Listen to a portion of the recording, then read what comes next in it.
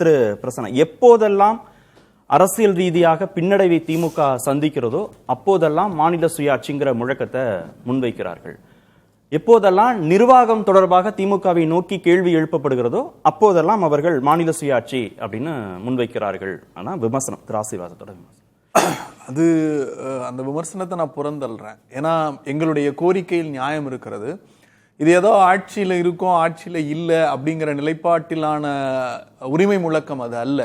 மாநில சுயாட்சி உரிமை முழக்கம் என்பது திராவிட முன்னேற்ற கழகத்தினுடைய உயிர் முழக்கம். 1963 பேரறிஞர் அண்ணா அவர்கள் நாடாளுமன்றத்தில் பேசிய வரிகள் ஆசீர்வாதம் படிக்க வேண்டும் என்பது என்னுடைய நட்பு பாராட்டல் சுட்டாகவே விளைகிறேன். ஆசீர்வாதம் அவர்கள் 1963 நாடாளுமன்றத்தில் என்ன பேசினார் என்பதையும் நீங்கள் உணர வேண்டும். அண்ணாவிற்குடைய கடைசி உயில், அண்ணா முதலமைச்சராக இருந்தபோது கடைசியாக எழுதிய கடிதத்தை உங்களுக்கு நினைவுபடுத்த விரும்புகிறேன். முதலமைச்சர் என்கிற நாற்காலியில் பதவி வெறி பிடித்தோ பித்து பிடித்தோ அலைபவன் அல்ல இந்த அண்ணாதுரை. நாற்காலி வெறி பிடித்து அலைகிறேன் என்று என்னை பார்த்து ஏளனம் சொல்லுகிறார்கள். சர்க்கரை என்று காகிதத்தில் எழுதினால் அது இனிக்குமா? முதலமைச்சர் என்கிற ஒரு நாற்காலியில் உட்கார வைத்து விட்டு எல்லா அதிகாரத்திலும் மத்திய சர்க்கார் தன்வசம் வைத்துக் கொண்டால் என் மக்கள் குறித்து நான் வாழுகிற நிலை என்ன, நான் ஆட்சி செய்கிற நிலை என்னவென்று கேட்டால் அதற்கு பதில் இல்லை. கள்ளக்குறிச்சியில் இருக்கிற சர்க்கரை ஆலை ஒன்று இருக்கிறது. அதில் உழைப்பவன் எம்மவன், கொண்டு போய் சேர்ப்பவன் எம்மவன், அதை கட்டுவித்து சர்க்கரை விளைவித்து லாரியில் ஏற்றுவன் தமிழன். ஆனால் அந்த சர்க்கரை அந்த ஆலையிலிருந்து வெளியே வர வேண்டும் என்றால் ஒன்றியத்தில் இப்படி ஒரு ஊரில் இப்படி ஒரு சர்க்கரை ஆலையே இருக்கிறது என்று தெரியாத ஒரு அமைச்சர் உத்தரவிட வேண்டும் என்றால் அது எந்த விதமான ஜனநாயகம் என்று அண்ணா கேட்டார். அதிலிருந்து தொடங்கி அண்ணாவினுடைய உயிர் முழக்கத்தை தன் உயிர் முழக்கமாக முத்தமிழறிஞர் டாக்டர் கலைஞர் கொண்டு வந்தார். டெல்லியிலேயே பிரதம மந்திரியை சந்தித்து விட்டு தமிழ்நாடு இல்லத்தில் அறிவித்தார் ராஜமன்னார் கமிட்டி. ராஜமன்னார் கமிட்டியினுடைய ஆய்வுகள் உங்களுக்கு இருக்கும் என்று நம்புகிறேன். இணையதளத்தில் இருக்கிறது. நம்முடைய தமிழ்நாடு அரசாங்கம் இலவசமாகவே அதை பதிவேற்றம் செய்திருக்கிறது. தமிழ் டிஜிட்டல் லைப்ரரி .in என்கிற தளத்தில் போனால் அந்த புத்தகம் இருக்கிறது, பார்க்கலாம். அதில் முதல் வரியே ராஜமன்னார் கமிட்டியினுடைய அறிக்கை ஏன் என்று கலைஞர் சொல்லுகிறார்.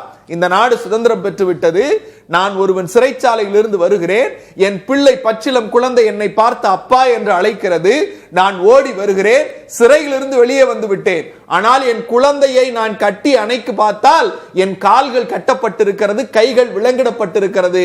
அப்போதுதான் உணர்ந்தேன் எனக்கு உண்மையான சுதந்திரம் கிடைக்கவில்லை என்று. அதைத்தான் உங்களுக்கும் சொல்லுகிறோம்.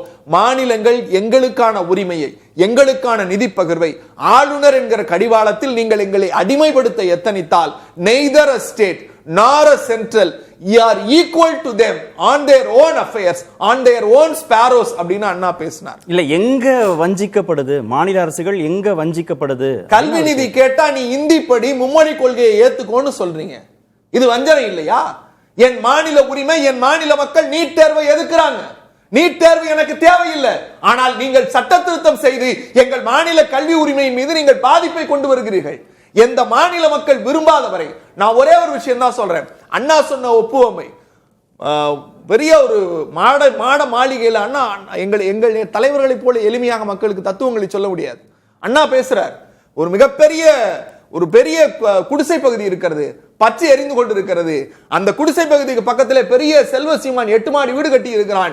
8வது மாடியில் இருந்து பார்த்தால் அங்கே ஏதோ புகை வருகிறது என்றுதான் செல்வ சீமான் சொல்லுவான்.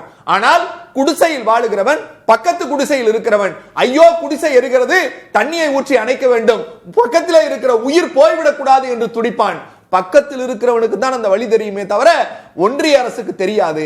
மாநில மக்களுக்கான வலியும் வேதனையும் நாங்கள் பக்கத்தில் இருக்கிறவர்கள் தான் தீர்மானிப்போம்னாரு. அந்த அடிப்படையில் என் மாநில உரிமை, என் மாநில நிதிச்சுமை, கல்வி, சுகாதாரத்திற்கு வர வேண்டிய நிதி, கட்டமைப்பு, இவற்றை எல்லாவற்றையும் சர்வாதிகாரத்தின் அடிப்படையில் நீங்கள் எடுத்துக்கொண்டால், எங்கள் மீது மொழியாதிக்கத்தை திணித்தால், அதை விட மோசமான விஷயம் என்னன்னா ஆசீர்வாதம் சொன்னது, அதுவும் பாஜகவின் பிரதிநிதியாக சொன்னது என் நெஞ்சமெல்லாம் பூரிப்படைகிறது. 5 விஷயம் சொன்னாரு. இந்த நாட்டில் ஒற்றுமை இருக்கிறது, இந்த நாட்டில் ஒற்றுமை இருக்கிறது. இன்றைக்கு நாடாளுமன்றத்தினுடைய ஸ்டேட் அஃபேர்ஸ் மினிஸ்டர் என்ன பேசினார் உங்களுக்கு தெரியுமா? சிஐஏ விவகாரத்தில் என்ன பேசினார்? இன்னைக்கு சிறையில் இருக்கக்கூடிய அந்த சிஐஏ உரிமைக்காக போராடிய இந்தியர்கள் 2 பேருக்கு பிணை இல்லை சார். அந்த 2 பேரையும் பார்த்து என்ன பேசுனீங்க? நாடாளுமன்றத்தில் இருக்கக்கூடிய எம்பிக்கள் என்ன பேசுனீங்க? முஸ்லிமை பத்தி பேசினா ஆத்திக்வாதின்னீங்க.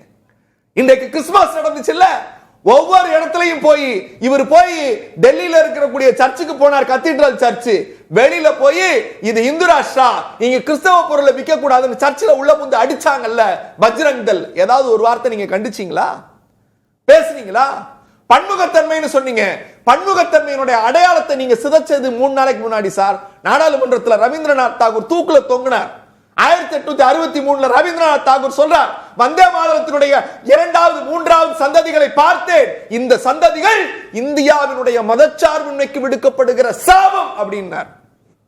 அந்த சாபத்தை நீங்க எப்படி ஏத்துக்குவீங்க? பன்முகத்தன்மையை சதைச்சு ஒரு மதத்தினருக்காக இந்த நாட்டை மாற்றுகிற அயோக்கியத்தனம். இதை சொல்லுகிற முழு உரிமை எனக்கு இருக்கிறது. நான் பிறப்பால் இந்து, வளர்ப்பால் இந்து, இன்றைக்கும் இந்து என்றுதான் நான் வாழுகிறேன். இல்ல, தேர்தல் காலத்துல அரசியல் முழக்கமாக இதை முன்வைக்க வேண்டிய தேவை திமுகவுக்கு வந்திருக்கான.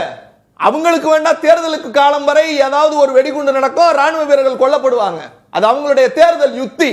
அது எங்களுக்கு அல்ல. நாங்கள் தொடர்ச்சியா சொல்றோம். நான் அண்ணா காலத்திலிருந்து சொல்லுகிறேன், சட்டமன்றத்தில் இங்க ஆட்சியில் இல்லாத காலத்திலிருந்து அண்ணாவின் போர் முழக்கம், கலைஞரின் போர் முழக்கம், இன்றைக்கு அந்த வழியில் முத்துவேல் கருணாநிதி ஸ்டாலின் கொடுத்திருக்கிற இறுதி போர் எச்சரிக்கை ஒன்றிய அரசாங்கம். ஓகே திரு ஆசீர்வாதம், இது எலெக்ஷனுக்காக தேர்தல் நேரத்தில் மட்டும் வைக்கக்கூடிய முழக்கமாக அவர்கள் பார்க்கல. அண்ணா காலத்திலிருந்து தொடர்ச்சியாக அவர்கள் முன்வைக்கக்கூடிய முழக்கமாக அந்த உரிமைகளை மீட்டெடுக்கணுங்கிறது கொடுக்கக்கூடிய குரலாக அவர்கள் பார்க்கிறார். அதாவது கார்த்திகேயன், இதுல நீங்க கொடுத்திருக்க தலைப்பிலேயே ஒரு முரண் பாத்தீங்கன்னா, மாநில சுயாட்சி காலத்தின் தேவை காங்கிரஸ் சொல்லியிருக்கிறதா நீங்க சொல்லியிருக்கீங்க. ஆக்சுவலி இந்த மாநில சுயாட்சியை குழி தோண்டி புதைச்சது யாரு அப்படின்னு பாத்தீங்கன்னா, அது காங்கிரஸ் கட்சி தான். அந்த காங்கிரஸ் கட்சியோட தான் தோழமையோட இருக்கிறது திமுக.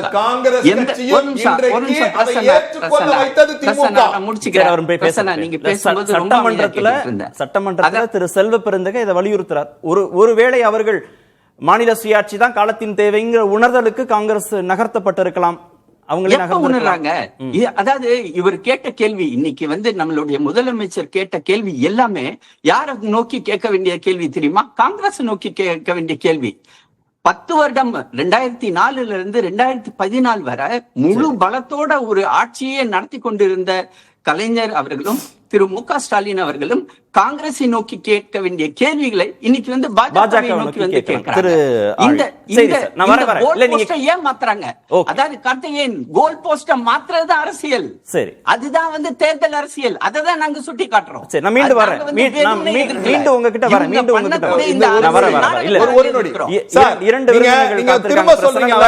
நீங்க காங்கிரஸ் நோக்கி கேட்கணும்னு நாங்க எங்களுடைய நோக்கம் கொள்கை என்ன தெரியுமா? மாநில சுயாட்சி. மாநில சுயாட்சியில மத்தியில எந்த ஆட்சி வந்தாலும் அது குறித்து எதிராக கேள்வி எழுப்புவதுதான் மாநில சுயாட்சியினுடைய உரிமை. உங்க கேள்வியை தான் வைக்க போறேன்.